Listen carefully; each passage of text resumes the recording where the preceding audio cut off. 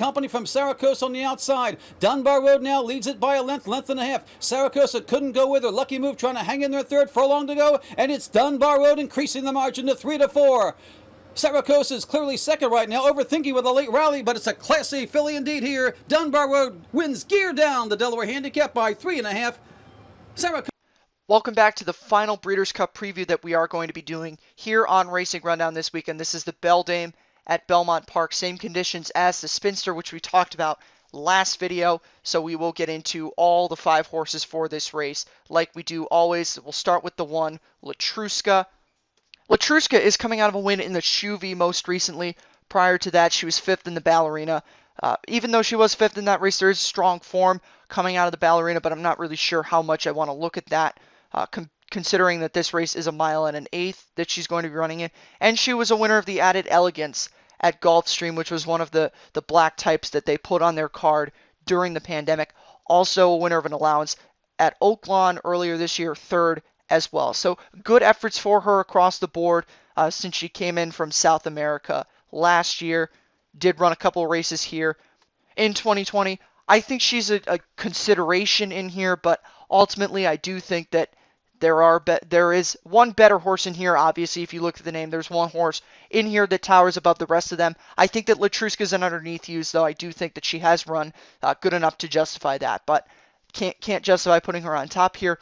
Number 2, getting into a Dunbar Road, is a horse who's kind of been flying under the radar throughout the year in this division, and really, I don't want to say that that's kind of by design, because she has been running in lesser races. She was the winner of the Shawnee, one of the races that Churchill Downs put together because of the pandemic. She won that race. Then she won the Delaware Handicap, 2 for 2 this year, so she obviously hasn't done anything wrong.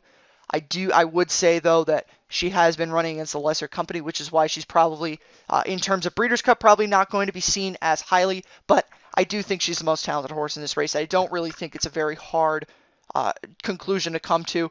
We obviously know that she loves Belmont Park. She won the Mother Goose. She also won an allowance race last year, so 2 for 2 over the surface. Don't really have any doubt that she's going to be able to get the surface here. Don't really have any doubt that she's the most talented. She's the obvious number 1 choice in this race. This is going to be a very chalky race, but with 5 horses, it's really kind of hard to avoid that.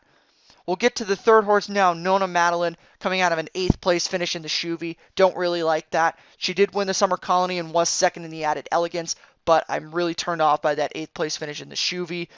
One prior effort at Belmont Park, which was at 2. She was 5th in the Frisette.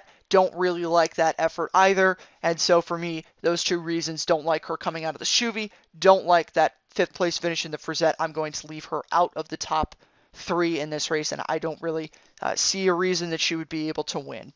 Number 4 is Point of Honor, coming off a bit of a layoff from her last start in the Personal Ensign. Not really super concerned by that race in terms of the layoff form of it. But the thing with Point of Honor is that she's never shown the ability to be able to run consistently and win big races like this. She's always going to run a good 2nd or a good 3rd in these races. She has been beaten by Dunbar Road in the Alabama before, 2nd. So she does have a couple of grade 1 placings, but with her, she just doesn't run consistently enough and show that she's able to get the job done in terms of winning. I think that you have to use her underneath because she has been so consistent. She just seems like the kind of horse that just doesn't want to win, but does run good in terms of finishes. So I do think you have to use her, but I don't think you can use her on top because she hasn't consistently been able to prove that she can win races like this.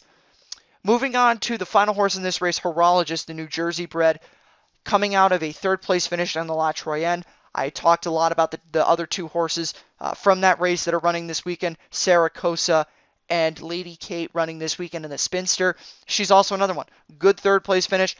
Obviously, she was never going to beat Monomoy Girl, but good finish for her in that race, good 3rd. Was a winner of the Molly Pitcher at Monmouth, and that was her first start for new trainer Billy Mott. I think Bill has done a lot of things with this filly, really turned her around and got her to be able to run some good races, and I think she will run another really good race here. Ultimately, this race is very cut and dry, like I mentioned already. We'll get into picks now. I'm going to put Dunbar Road on top here. With this being a 5-horse field, and really 4 of the 5 horses having real chances to run good races underneath. I think that this is just kind of a pick'em race for you. You know, whatever you use to determine who you go. I think that the other three outside of Dunbar Road, you can go any angle with those, and it isn't going to make that much of a difference in terms of the quality of your pick. I think that this is a fairly evenly matched race. So what I'm going to go with, I'm going to put Point of Honor second and Horologist third, just because I got to respect the consistency there. And I do think that Horologist has really turned around with Belmont. But you can put Latruska and Horologist or Latruska and Point of Honor. Any angle of those three horses underneath works in this race. Obviously, with it being a 5-horse field, not very much value in here. I wouldn't bet this race, but if you do decide to bet it, good luck. Have a good weekend. Thank you for stopping by, and we will see you next weekend.